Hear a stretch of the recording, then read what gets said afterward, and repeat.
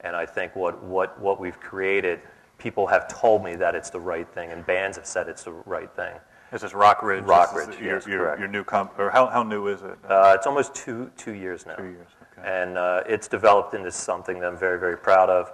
It's a lot of work, crazy stuff, but I wouldn't trade it for anything in the world right now, what I'm doing right now. It's interesting that you kind of set up these two arcs. As I said, we've got students here that want to be musicians and want to work on the other side of the business.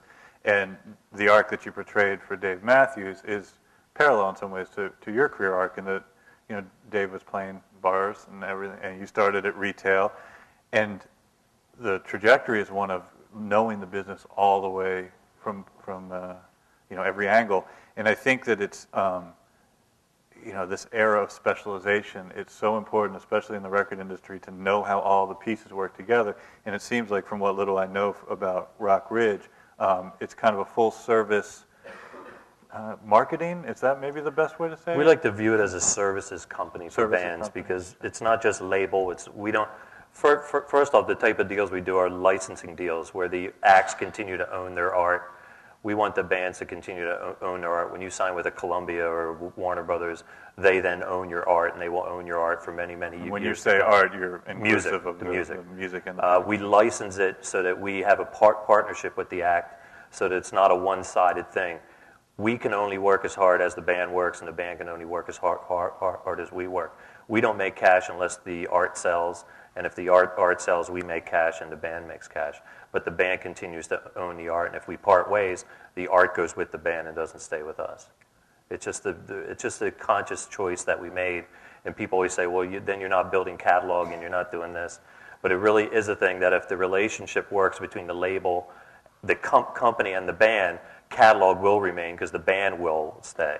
And if the band stays because the relationship is good, then it's going to work. If it doesn't work, and you have a piece of catalog where the band's no longer involved and has moved on, then it's just not going to work, because there's bands that I'm working with now that had records out on bigger companies, and their records are being cut out by the big guys, so that you can't even go in and buy the record now, and the band can't get the record back because they don't own the rights, or they can't afford the rights back, and now their record, you can't even buy it, so their art is not even available to be bought. And it just ruins things. It really ruins things for the band. I think it ruins things for the business. It's crazy, and we made a conscious choice to do it this way, even though people said it wouldn't work, you couldn't do it, and we are doing it, and it does work. So you kind of got fed up with the major label paradigm.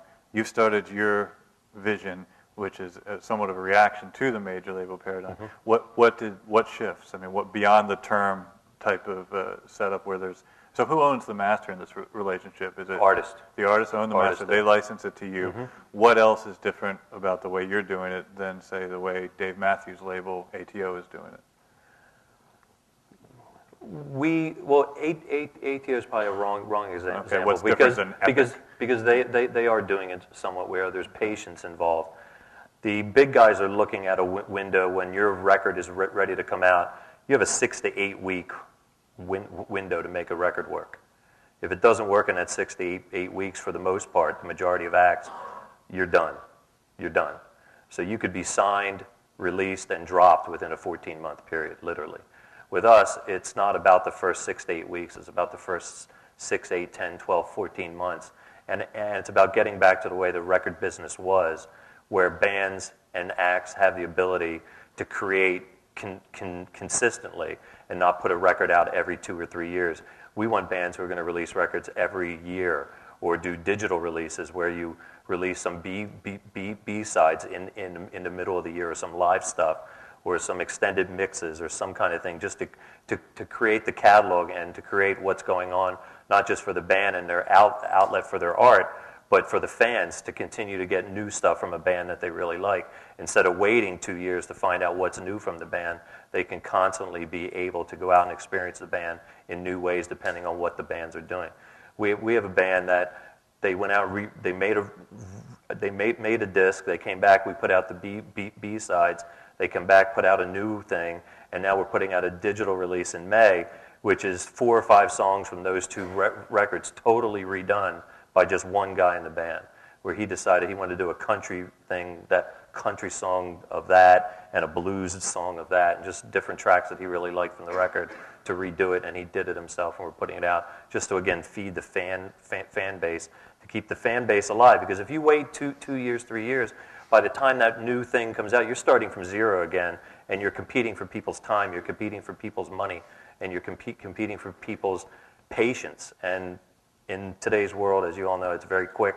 Everything comes and goes, disposable songs, and it's really about developing where people want to know about the acts. Most acts today, people don't care about. They don't care anything about them.